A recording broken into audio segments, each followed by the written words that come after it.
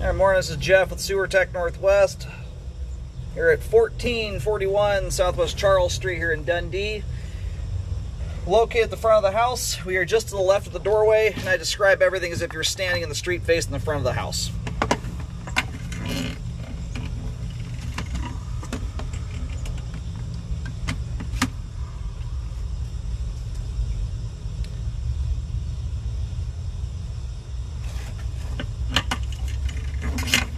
Alright, got the foot kind of reset. So anyway, here's the front doorway. I just made a scope going from the roof vent. If I forget that video to send that one, the line under the house looks great. It's all updated, but anyway, my main focus is exterior pipe. The clean out is set down in what looks like a water shutoff. It almost looks like there used to be one here. It's very deceiving. All that insulation was on top of it too. That's how you seal up a water shut off at the house, not a sewer clean out. So anyway, like I was mentioning on the other video, I recommend keeping that uncovered, or I wouldn't put that stuff on top of there. It's really not necessary. Anyone showing up to work on this house though is going to see that and think it's a water shut off, because the pipe where it's buried at, generally speaking, at least especially in this part of the country, it doesn't get cold enough to need it insulated. I would almost get rid of the pipe. It makes it almost impossible to get a wrench on the cap head as well.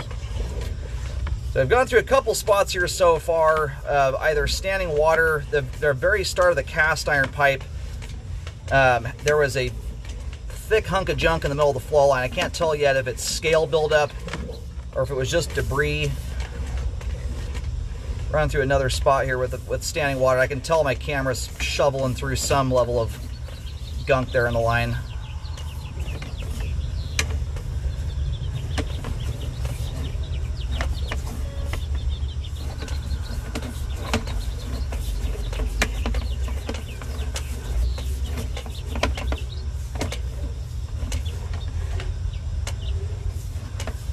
All right, now we're into concrete pipe.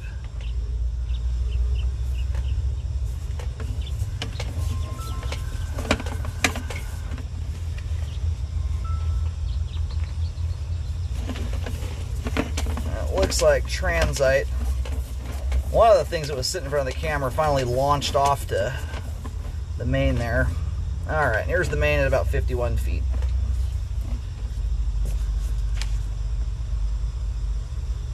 Line appears to be 4-inch diameter pipe from the clean out all the way to the main. Interior pipe is 3-inch, but the entire outside looks like it's 4-inch.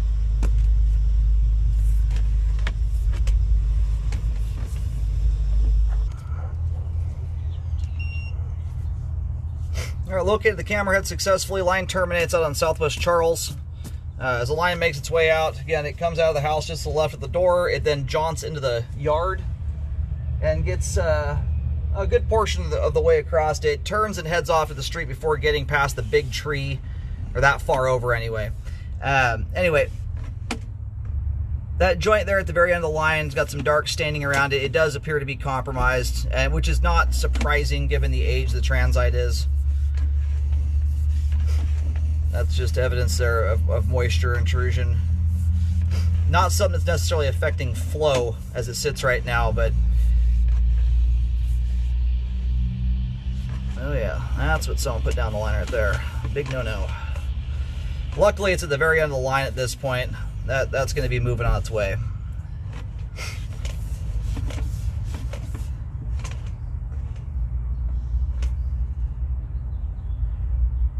That joint there's got some level of Fernco exposed. Yeah, my camera right now is upside down if you're wondering why the water line's overhead. The camera does not feel like orienting today for some reason.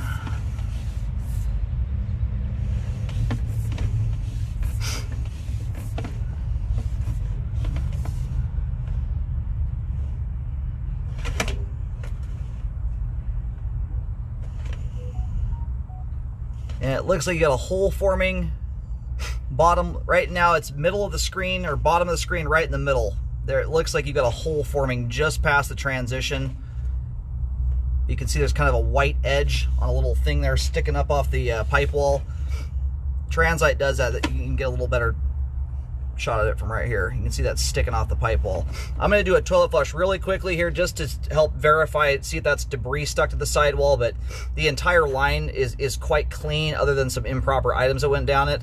You know, if there was backup debris in the line from a previous backup, it wouldn't be so surprising to see stuff like that peeling off the pipe wall. That's a pretty thick layer there that's pulling free.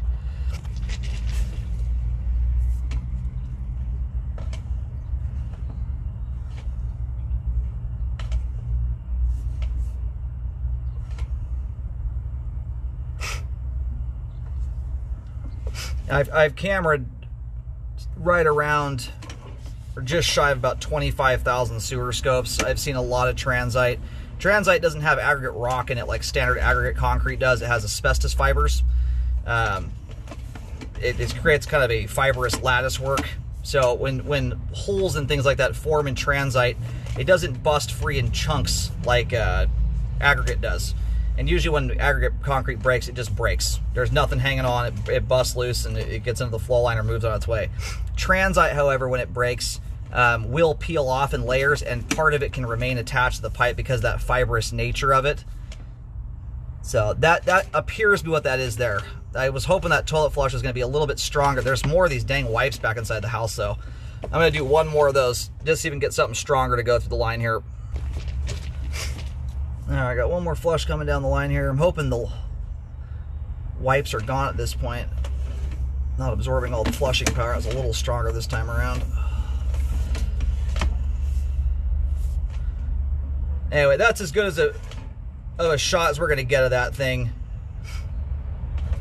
And it's a thick enough piece there that looks like transite pipe material pushed inward.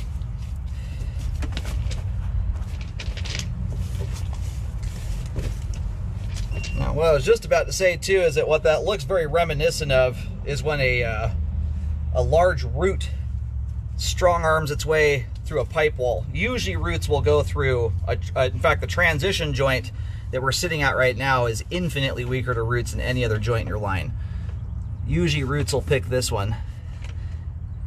My camera doesn't get a great spot or shot of it either right now, but up at it's on the left side of the screen, and that's at the top of the pipe there. You've got some brown substance pushing through the pipe wall.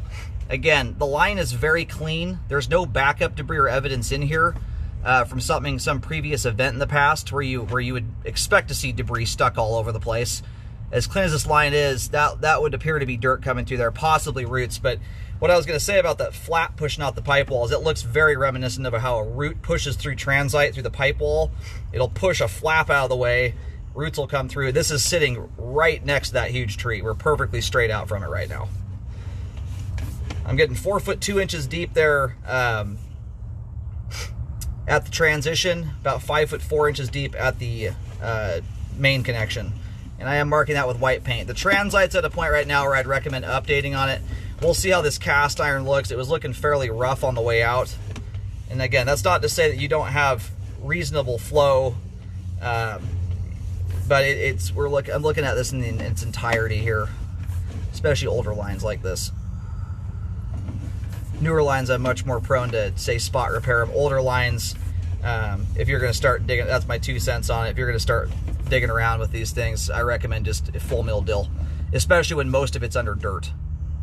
This line does not get very far into the roadway. In fact, what you can look into as well is doing a combination. You want to check with the city to see who's responsible for the line from the right-of-way out into the street to the main.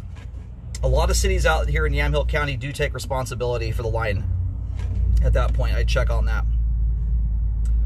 You got some, excuse me, some thick scale buildup at the joint here.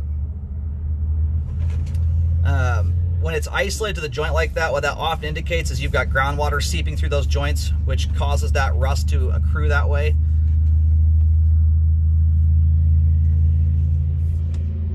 Man, these things are just endless in here. If you haven't figured it out already, you do not want to put wipes, paper towels, flushable wipes, I include in the improper category, down cast iron, or plastic pipe for that matter. They function better in those. And anyway, you want even flushable wipes far, far away from cast iron. You want to keep it the toilet paper. That rougher texture really snags stuff up like that. It's not a terribly forgiving pipe material. So you are getting some, you know, thicker scale buildup on the sidewalls too here. So, I mean, what I'm going to recommend here, just because of the age the line is, the fact that most of it's under dirt, this is a line where I would recommend a full update to it. In my opinion, if you're going to start digging things up, especially getting into the roadway, it's the right time to just deal with it all at one time. The cast iron here, at the very least, could use some jetting and descaling.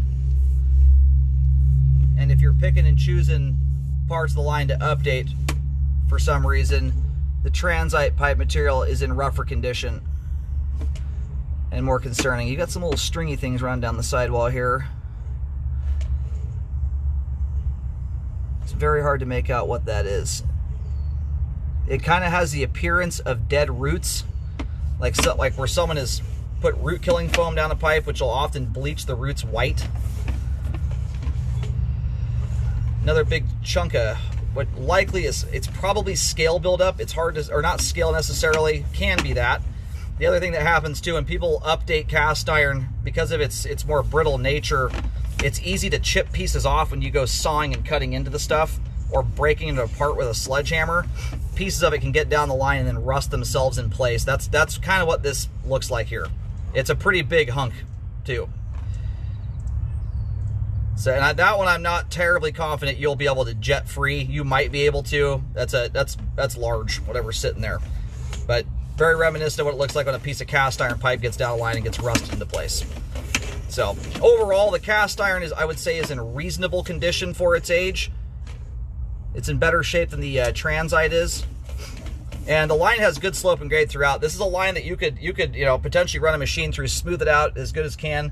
If you run the right kind of equipment through, you can grind down that those chunks of cast iron sitting in the flow line. But this is a great epoxy liner setup here. It's 4-inch pipe end to end, and everything still has good slope and grade to it. You'd have a very nice result on this, all said and done. So anyway, I'm going to mark this out here. You'll see the transite pipe is marked. You'll see a T marking where the transition from cast iron to concrete pipe is at. That's right near that large tree at the front right corner of the property. And then the paint markings extend out into the road to the main lateral. At the very least, that's the pipe I'm the most concerned about. Although, again, it does have good slope and grade, good flow through that area. It does appear you have a hole that's formed near the flow line, and it looks like one that's formed at the top of the pipe. Then you've got a joint right near the main connection that's got a dark moisture ring around. It looks like groundwater is getting through it. So at the very least, that's the section I would update if you had to pick and choose. But again, I don't recommend old lines like this be piecemealed together. It's a scenario where you are much more likely to end up with settling problems to the pipe that's left into the ground, especially around where transitions are.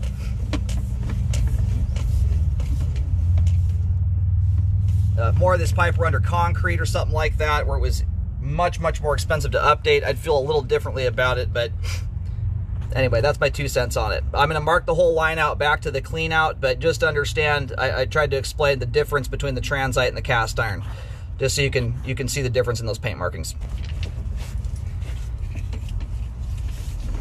But I would realistically, I would look into the epoxy liner for this. The other thing I really like about liners is they are essentially a jointless pipe product. Also, again, I wanted to reiterate, this joint right here, that is an indicative sign that groundwater is seeping through the joint. You've got scale buildup accruing on both sides there. The joint doesn't have any lip on it for things to get caught on or anything like that. That joint there too also looks like it's exposed to the ground. A little harder one to confirm. Cast iron's a little trickier that way, but that is one of the telltale signs of it.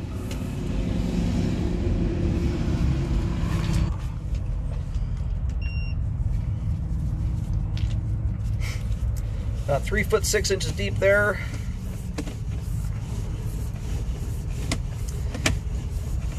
Yeah, if the homeowner's responsible into the roadway out here, that's where that liner is going to save big money. And if you're going to pay for the setup fee and everything that's involved in every liner out there, it behooves you to go the distance. It becomes more and more cost effective the more pipe you do.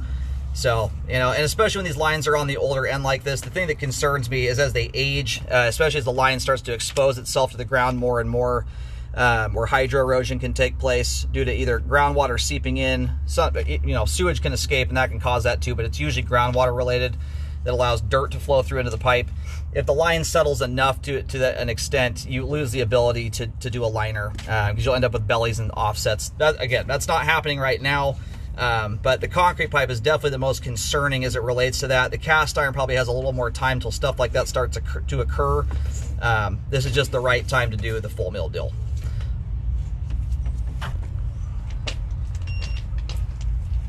All right, about 3 feet deep here at the transition. After any repairs are done, I highly recommend re-scoping to check the work. Whether you dig it up or do an epoxy liner, whatever process you do, you want to make sure it's re-scoped. If you do a trench style repair or any digging involved with the line, you want to make sure that re-scope occurs after the line is buried, not beforehand, or everything you're looking at is in theory at that point. Until you put weight on top of the line, you're not going to see any settling issues that occur. Especially important if you end up cutting into the roadway for some reason versus doing a liner. You want to get everything compacted, so there's at least a load on the line, make sure it looks good, and then do your concrete or asphalt repairs. And if for some reason or another no repairs are done, at the very least I would recommend cleaning the line to remove all the bundles of or balled up wipes in the pipe. Get those things out of there so they don't lead to a blockage. And I would also recommend descaling at the same exact time. That removes all that rust layer. That needs to be done in conjunction with a camera to ensure you're not leaving big piles of rust behind.